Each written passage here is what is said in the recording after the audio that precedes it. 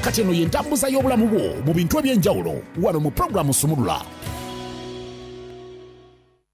Sera kano tukyagenda maaso ne program Sumulula era nga mu ntambuza y'ebyobulamu of course tuba tuyitamu ebyo by'olina okutegeera mu bulamu bwo obwa bulijjo okusobola okubeera nga ate oyongerayo obulamu nga bukunyumira ate nga bweyagala. So mu kaseera kano Hafya bagenda kutwegattako ate tumanye kiki kyatutegekedde kiki kyalina naye nga bwajja njagala okuba nga ate mbuuzaako ku bazadde nga olina akaana akatoke watwala mu kisulo nga wakakeezaayo. It is very important bambi n'ogenda n'okalambulako at times butuuka time eyo ne kabeera nga akebeerabira egendayo kuyitemuko kalabe ku kamaama oba kataata. Hajjati Fatuma leero kyaliyayo nga mpanvu bulala ina obuzibu bwekuleetedde ayinza ntonze olaba nze ndowooza nnyo kubiddako leero weerekerezeemu tobirowoozaako bireke leero bikuyiteko. kati singa tugenda mu dduka ogikwatako bw'oti ngifunya omanyi nowe mba nyambala mba ne trainingamu just in case singa nsanze mujja wange waki tofuna musajjawo be bali ku wange byawukana yaba mukazi siwensanga malaaya kale kanyemero ntambuza ya byabulamu and olunaku olwaleero there's something that is I've known about it for some time naye a parliament yakiraising actually okusinziira ku research kiraga nti parliament yavuddeyo of course ku bulwadde bwa cancer naye babeereeyo mwezo baziyita committees. So committee eno y'ebyobulamu bwe yatudde and they were looking particularly ku bulwadde buno bwa cancer and specifically ku liver cancer. Ne balaba nti ebintu when they are reading and all that we balabidde nti waliwo n'ekintu ekiri okulya Uganda and maybe people don't have knowledge about it. Kyekirungo kye tuyita aflatoxin ekiri mu byokulya. Toxin. Afla. Can you watch one this? Afla. Engeri gy'oki spellingamu tusobola kuba ng'okiwandiise toxin. Kikyo sebo. Aflatoxin. What is that? F? Dwakuba iteriiyo wasemba. Toxin. Yeah. So ekirungo ekyo kyekyo kyolaba bw'oba ali olabyeko ku kasooli nga azadde bw'azaala olwo oluviivivi mu luzungu baluyita molds bakitatya mu luzungu ne ku mmere nga yasuzeewo olwo lubeerabeerako olwo kye bayita molds kati molds ezo ze zivaamu ekyo ekirungo ekiyitibwa aflatoxin era nga kiri nnyo mu mmere gye bayita grains ezandibadde nga biri mu famire ya kasooli. Awo tujja labamu ebijanjaalo muceere kasooli n'ebirala. Then ne mu leguminous plants. What are leguminous plants? Nze personally one of my favorite food is mayoni. Naye ogenda olaba nga limezeeko olwo oluviiriviiri n'oba nga tonnaba kulirya nga gula ne gabeera awo kati ogenda nga zimezeeko oluviiriviiri olwo. Nga tonnagafumba. Nga sinnagafumba. Kubanga surprisingly emmere eno esobola efuna ekyo ekintu ng'ekyaliwo then esobola kifuna nga esuzeewo busuzi. Kati ate kale nange navaako mu kiraasi eri emmere esuzeewo. Towaatako. Siwaatako. Bw'eba esuzeewo eba egaanye nga kigaanye. Ni bajjajjayo bagiwaata. Kati ate waliwo abagiwaatako bambi n'atakkiriza. Era atulaali ku ntamu y'emmere bagiratya ekambagga. Ekigaagu. N'afuna akambe n'asalako ayita omwomu. Surprisingly munda ebannamu. Ebannamu wagukungu kwe kuba okufu. Era tetwafa. Wadde n'omulundi n'ogumu. Naye nga it is a very big concern nti ekirungo ekyo kye kimu ku contribution okusinziira wano ku state minister primary health care Mrs. Margaret Mohanji agamba baconfirminze aflatoxins nga ekimu ku bintu ebiri responsible okubeera ekimu 1 in the 4 ekireeta obulwadde buno obwa liver cancer. Ate nga liver cancer yenga ye cancer w'ekibumba era nga mu cancer arankingibwa okubeera 7th mu cancer ali mu Uganda. Tuyina omulala naye yali awo mu kifaawo kakati bagamba ba receivinga abalwadde buli mwaka 17 nga bano bakirwadde kino balina liver cancer naye nga abalwadde 48 to 56 balina liver cancer naye nga ali caused by aflatoxins. That is a very huge number. Kakati wajje tugenda okudda aflatoxin eno evaawa kino ekigundi kino kivaawa ekisokera ddala first of all it is very tuyinza obutagenda bika alimu ebika and all that tuyinza obutabyetaaga naye tukimanyi nti gyekiri ate oba mwali mutereseko ku mmere mutereka emmere kyenjogerako kitegeera kasooli nga yagenzeko egundi owebale nnyo ebijanjalo nga mubijjeeyo mu nnimiro mubitereka bikale mubikube nayo bizaala olwo oluntu kakati luli mu stage y'okuwumba. Thank you. Ekigambo kuwumba kyekisinga obukulu tikasita emmere ewumba ng'ezaala obwo obutuwa. Actually aflatoxin butwa.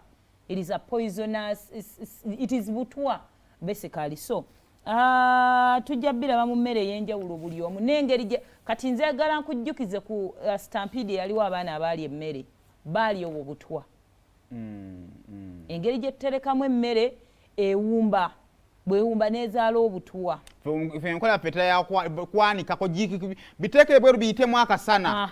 Kakati obutwa bwo bujja ddi emmere weebeera ewantu nga waliwo low temperatures obunyogovu ne high temperatures bwetuyanirira ng'ezaala obutwa era bwennyogoga ennyo kati nno ebufuna ng'emmere ekyali wansi mu ttaka kuba eyo wansi watera wanyogoga newakwata newayokya so esobola obufunirayo ebufuna eno ng'emaze okujja nga tumaze after harvest muntereka basically muntereka ebiseera ebisinga nayo mwefunira kati fenga abantu erimu ebika biyitirivu nnyo biri mu bika ebyenjawulo naye nga kyetulina okumanya wano nti bwo obulwadde yo ereeta obulwadde ate erimu ekirungo ekirwaza obutwa bwo butulwaza butuyingira mu mubiri wadde nga sayidi eri ate batugaana okulya ennyama nti twaliridde bino ebintu bwe biti naye nabyo byetaagisa okuba nga biri safe. Personally nga bwe nagamba I am someone agula ebintu mu bungi kati akawunga baŋŋamba ewaka kafudde naye nga olaba buno manyi mizigo gyaffe gye tusula kati bateramu bukabins eyo wansi gye tutereka ebintu maseffuliya biki ne bitabeerawo ku display kati ng'ebintu babiteekanga eyo kati bagenda baŋŋamba akawunga kafudde ne ŋŋamba kakukudde ne ŋŋamba kabadde batuguza nga tetukebedde expiry date kiki nga expiry date ekyaliko ekitegeeza tennaba kutuuka kwonooneka naye nga kakukudde nti tukatadde wansi mu cabins tuziggala tekafuna mpewo nga kakukula kati omuntu waba tafudde ejja sigala akabafumbira unless nga kakyusizza test ne katandika okaawa that's when you can tell nti emmere eno gye tuli erabika yayonoonese otherwise kijja kuba kizibu kati imagine ebiseera ebisinga yonna gye tuwangaalira baana gye basomera ewaka mu maduuka yennyini gye tugabye noba ogula kiro emu kijja kuba kizibu okuleka nga kakyusizza kkala anti dduuka okuyiwa akawunga ke nekitegeera sajja sigala abala kayinza n'okutandika okwonooneka naye nga waliwo akasagadde akalamu actually akawunga kekawumba kasobola okwekwata ebitole kagenda naye nga waliwo ate akaminwala ate kakawuka katambula kali kasigalamu naye nga just effect yetannalabika so ebizibu byekaleese bye byombi bagambye tuyinza just tulina okukipinga ffe nga ffe abantu twekuumye tutya because olumu ojja genda ogula olumu teyononekeddewo okukekkereza okwo kasooli naawe akawunga ne kawumba nti katwale kayitemu omusana kajja ttereera ne bakanyiga sebo ne kavaamu ebyo kale kayike tujja kukanywa obuugi tugavu mukekkereza nnyo ebintu ebitabagatte school ebiseera bisinga amasomero gagula ebintu ebyo nga ttaamu etandika basuule ensaawa 3 ez'akawunga bajjajja mu byalo kiki ekibafumbisa emimmonde emingi oki temufumbako gye mugenda kulya abagenyi we banajja wabayise guno ne mukyalo alina okuwa appointment kati emimmonde ne gibeeraawo ne mugiryako ekyemisana ne mugiryako ekyeggulo ne mugiryako ekyenkya ne mugituukirako nga muva mu nnimiro ate okumayanga ekiringo kino kitambula bwe twali wano tugezaako osomesa engeri gye tulina otuterekamu emmere kati bw'otereka emmere mu fridge most especially nga kati abazungu bo kye bakola babikeepinga nga biri frozen iced kati fate olumu okekkereza otusanyalaze n'ojja ku fridge ekiro tebeerako ogiteekako misana kati luno olubugumu jjukira emmere wagitaddeyo ebuguma mu fridge eddira luno olubugumu nga terugenda nga lukwata waggulu ku fridge ekyo nagaa ne fridge olina ogirongoosa kati nga kekwata ye waggulu ku fridge era wowe ogendereza nnyo naddala ezemutatera tteekako ezaala olwo oluviiriviiri olwo lwolaba ku migaati ewumbirira saba omuntu akwata omugaati ng'agulabye guzadde ekyo ekintu n'asalako ewalamu naawa omuntu ali akagaati ke naye tulina okwegendereza abaddugavu tukekkiriza olaba musala mannyo ga mmese we yalidde akagaati n'okalya ate nga munaffe tubadde tukyaliko lucky as ndoza Uganda gye nakabeeramu ebbanga eddene tulina emmere neewerako nti omuntu osobola n'okugula ennyaanya n'ogisalaasala n'olya sawa ne zitambula Uganda mulya kacumbaali bingi nnyo ffe betusobola okulya no survivinga kati tugula kasooli omwokye tugula kasooli omufumbe oliyo omulumulaba ng'agize nga tebimukwatako ng'afumbira banne naye twandibadde tulya ebintu bino nga biri fresh bw'oba tosobodde bifuna biri fresh wemubitikiddwa okuva mu kyalo paka Kampala tubyerekereze then naffe abantu because ebiseera singa tomanyi ki kyolidde oba kyayonoonese oba tekyayonoonese tulina okuyiga ebiseera ebisinga you boost your immunity tubeere emibiri tukole bye tusobola kyesitegedde akawuka ako kafa aflatoxin ekikulu kasurvivinga nnyo kati nkugambe kasurvivingira mu bunnyogovu ne mu higher temperatures wakati problem weri eriemu kati fe gyemigaati kyetwakolanga guba guwumbye ofuna kanaakuma bakayita batya kwoteeka omugaati side zeno side zeno n'ogwokya negukala negwekwata kati guba guwooma buli obutalavu butalavu buvaawo gukwala n'okuteeka side n'okuseno n'ogwokya bulungi kati n'ogulya mmeketu that's what we always think nti akawuka kaba kafudde naye consumption yabyo n'obungi bwabyo nakyo kizibu tulya nnyo mumanyi mwe waka mulya bijanjaalo mulya binyeebwa mulya nnyo akasooli consumption the more mwe bumirya the side effect kakati mbadde nsaba tugenda kuddayo nti bwe kaba nga akawuka emmere tegikwatidde wala because kizibu era kaba kakwatidde wansi nti muwogo omujje oba wakamuteeka wansi we papa n'awumbirawo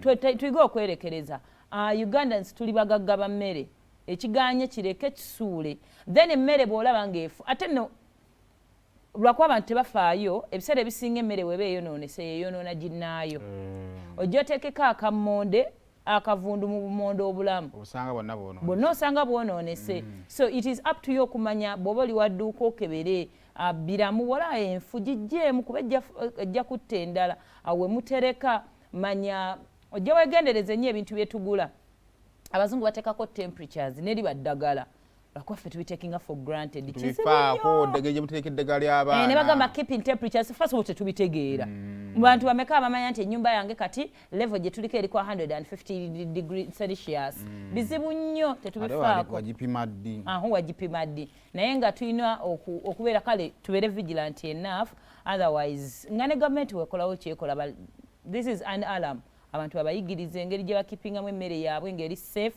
babayigiriza engeri gye balina okwejjanjabamu okulaba nga kino tekifuuka kizibu naye nga kano akawuka ko kaamaanyi nnyo naddala mu kasooli ate nga emmere gye tusinga okulya akawunga tukalya buli wamu n'ebijanjaalo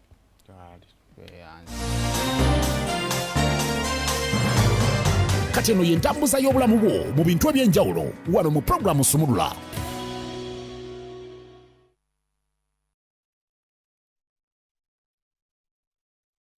Abasuubuzi ne bannamakolero